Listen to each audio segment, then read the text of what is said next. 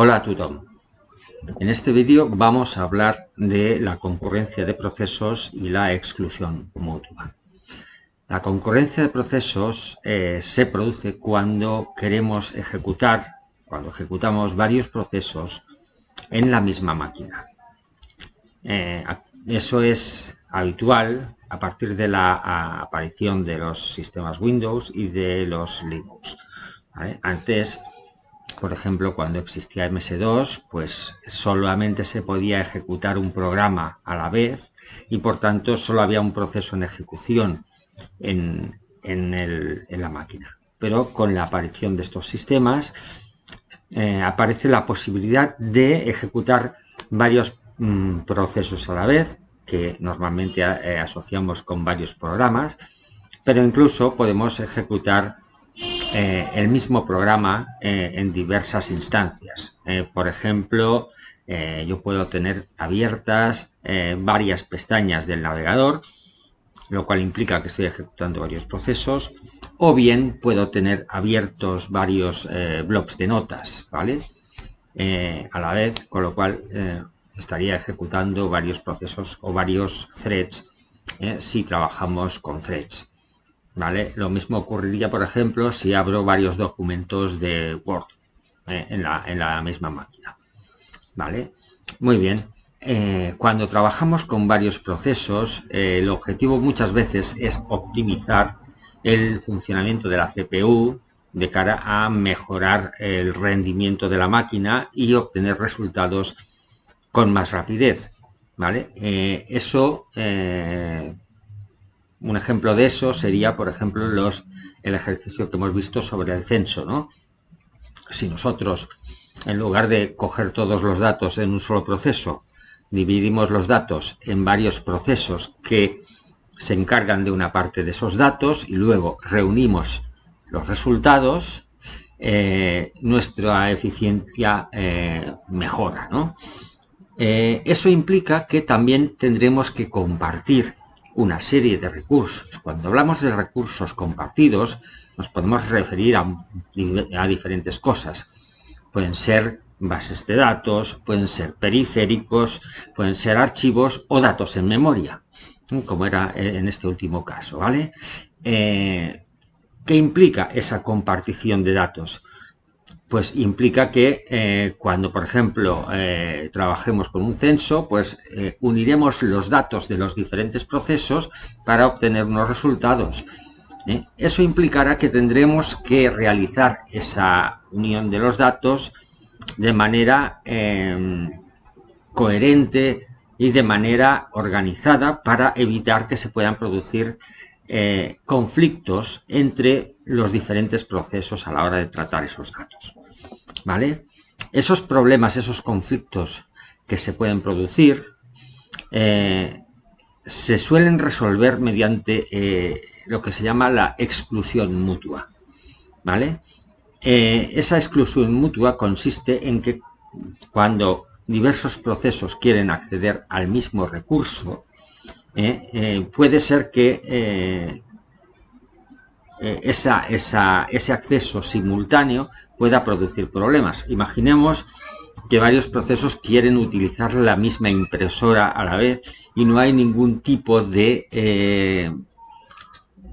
mecanismo que permita organizar esa impresión. Muy probablemente los textos de los diferentes procesos se mezclarían en la impresora y saldrían todos mezclados y no se podrían entender. Lo mismo ocurriría, por ejemplo, si hay varios procesos que están escribiendo y leyendo de un archivo, del mismo archivo. Probablemente se machacarían los datos de unos a otros. Por tanto, deberíamos organizar esos procesos de tal manera que el acceso a esos recursos compartidos se produzca de manera organizada, de manera sincronizada y sin conflictos, ¿vale? Y en eso consistirá el tratamiento de esa exclusión mutua, en que cuando haya accesos a recursos que puedan producir conflictos, el acceso de un proceso excluirá el acceso a los otros mientras ese acceso se esté produciendo. Y una vez se acabe ese acceso, entonces ese recurso se dejará libre para que el siguiente proceso pueda utilizarlo. Por tanto, el hecho de que un proceso utilice un recurso excluirá la posibilidad que los otros lo hagan mientras se esté produciendo. ¿Vale? De acuerdo, muy bien. Entonces, cuando nosotros queremos realizar esta exclusión mutua, deberemos tener en cuenta dos cuestiones. Primero, deberemos definir en nuestros programas lo que se llama una zona crítica. La zona crítica es esa parte del programa en la cual se está accediendo a ese recurso. Hemos de indicar dónde empieza el acceso y dónde acaba para que en esa parte del programa indicaremos que ningún otro proceso, mientras esté ejecutando esa parte de ese programa, podrá llegar a esa zona del programa, ¿no? Igualmente, deberemos utilizar la cláusula synchronized, ¿vale? Y mediante esta cláusula synchronized de Java podremos definir esta zona crítica y además indicar cuál es el recurso que queremos bloquear, ¿vale? Y eso lo veremos en un ejemplo concreto en el siguiente vídeo. Finalmente, hemos de hablar de lo que son los interbloqueos.